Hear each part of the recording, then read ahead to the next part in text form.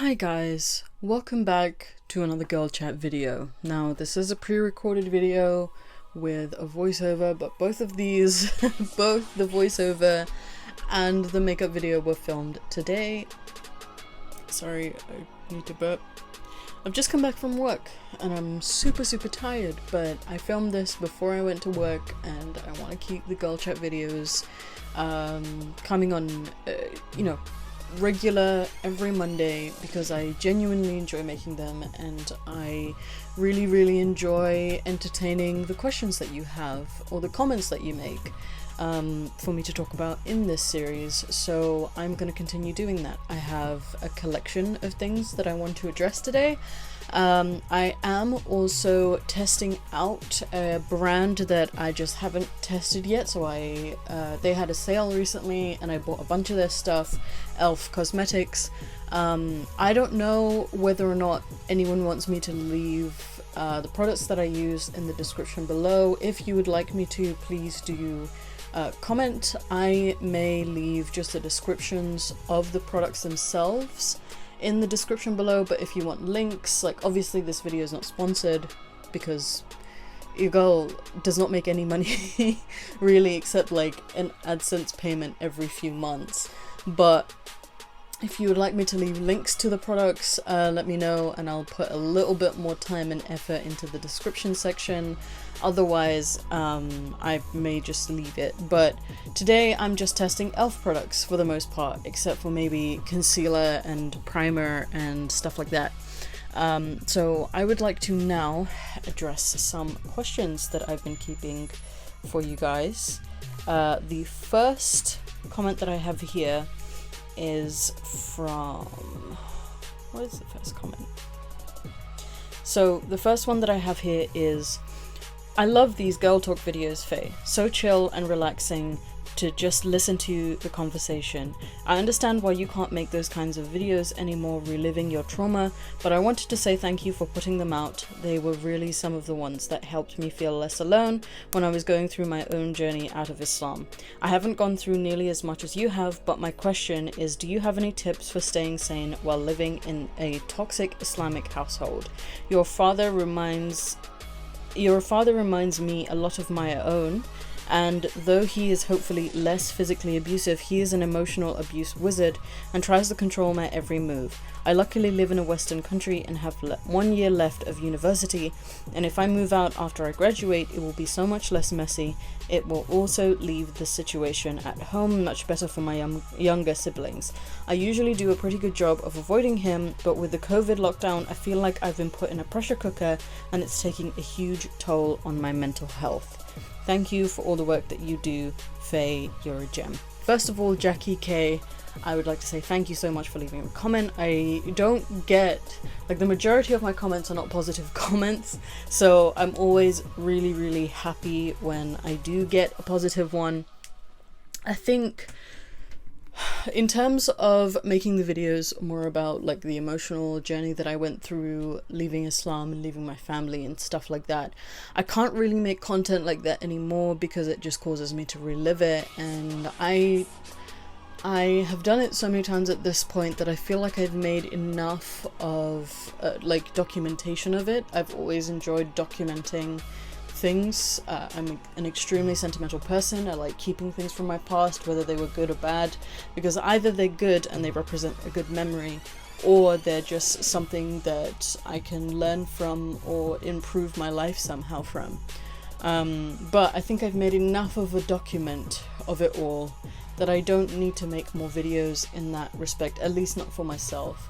But I am glad that it still exists on the internet, and for those of you who would like to check that out, I have a playlist on my channel just going through all of those steps of me leaving Islam and going through an emotional journey. It wasn't very long since I left home. I left home in October of 2018, so it hasn't even properly been 2 years. So if you want to go and check that out, feel free to.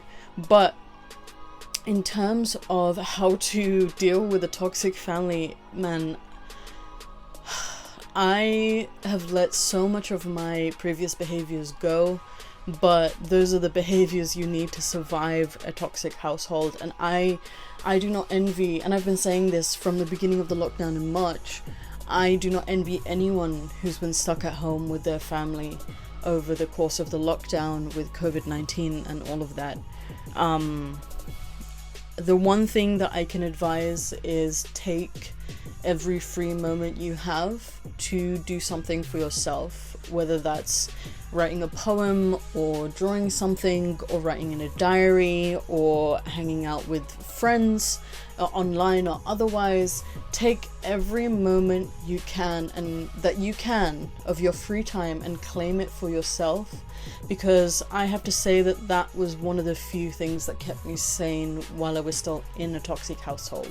I used to be a prolific writer. It used to be my tool and method for escapism, which is probably why I don't really invest a lot of time in it anymore, because it was always a mechanism for me to escape, and I don't really have a reason for escaping anymore. But that's the first thing that I advise. The second thing that I would strongly advise is that you put your head down and you work your ass off until you get out. You got to keep your head in the game and you got to keep pushing until you are out. You don't take a moment to rest. Do not, fall back on your studies. If you have a job, do not do anything that will get you in trouble at work. Make use of the resources in front of you and take them seriously until you can leave. And obviously after you leave, take your studies seriously, take your job seriously. But what I'm saying is that if those are your only avenues for leaving safely without, intervention of any kind of authority, take them seriously to the next level. Make them your priority. Make your best to just keep your head down and get through it until you're in a more secure place where you can relax and breathe. And it's a really, really toxic idea. Like, it's not something that I would encourage anyone to do normally.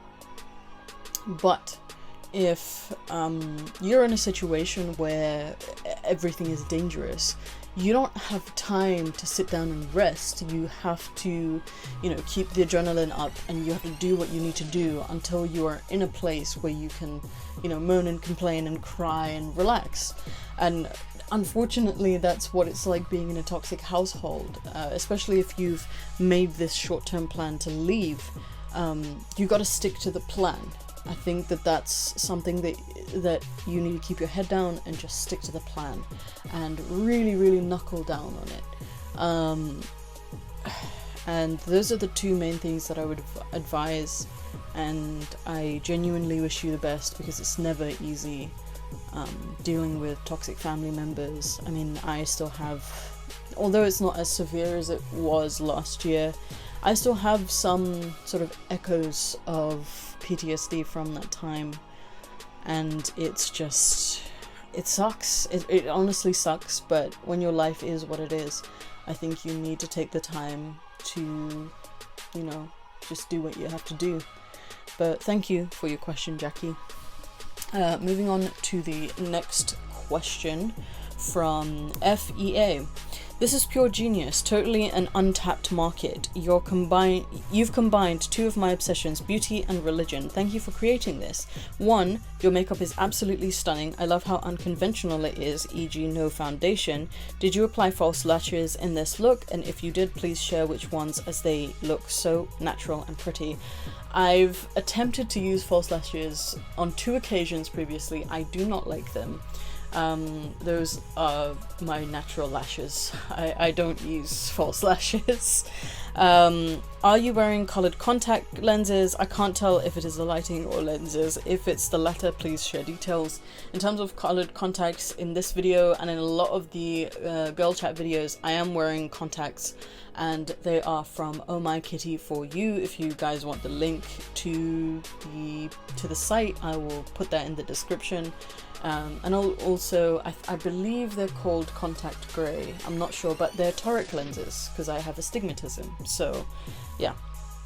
3, I fucking love this haircut on you. It's so fierce, sexy, and model-esque, gorgeous beyond words. Thank you so much. And 4, thank you for all that you do. People like you have helped me tremendously in my journey. It would be amazing to meet you one day. Please keep going.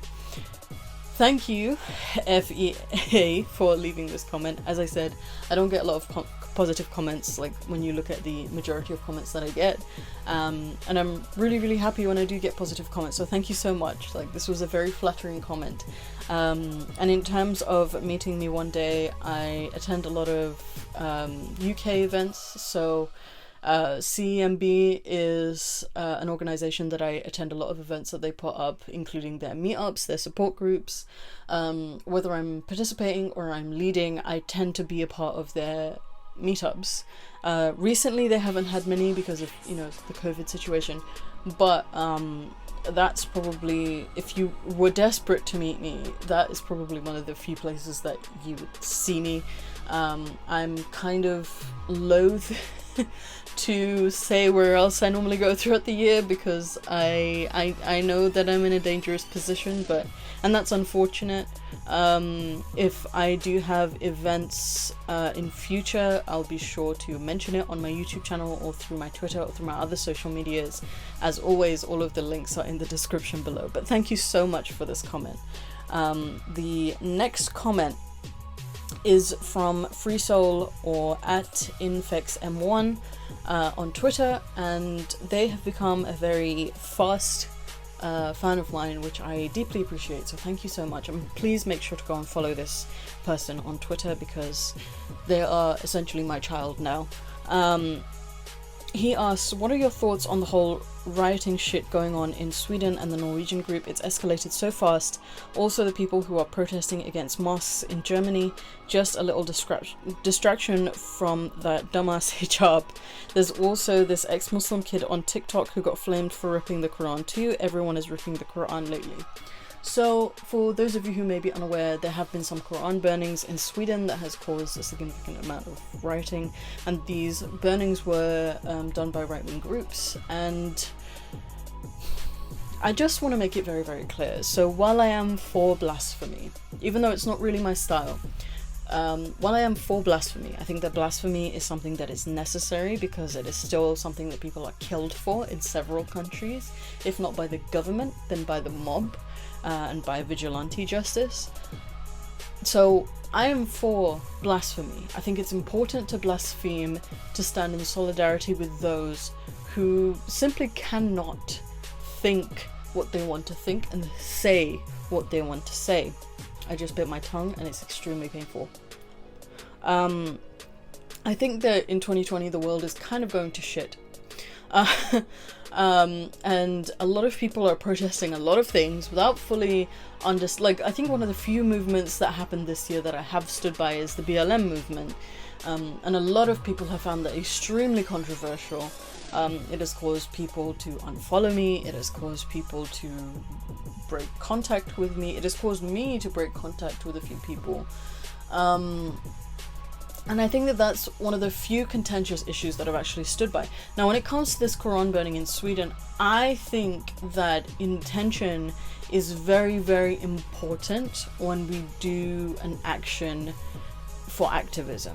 I don't believe in, you know, the outcome of an activist movement being enough. I think that intent is very important. So I feel as though, and hear me out, I feel as though, like, for example, Blasphemy Day is coming up and I have something special planned for Blasphemy Day. I have bought all of my material, I know what I'm going to do for it, I'm not going to reveal anything because I know someone's going to steal my idea and I'm looking to flare the internet.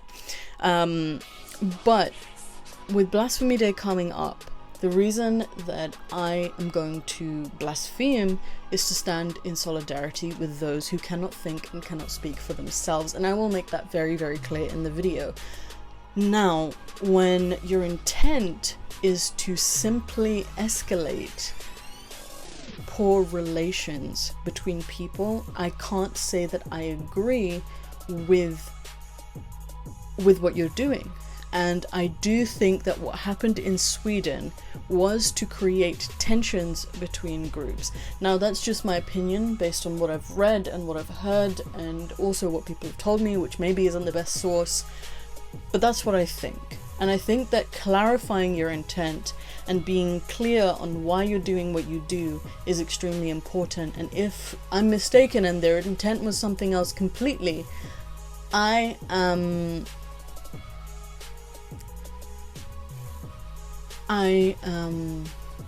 sorry, but from what it looks like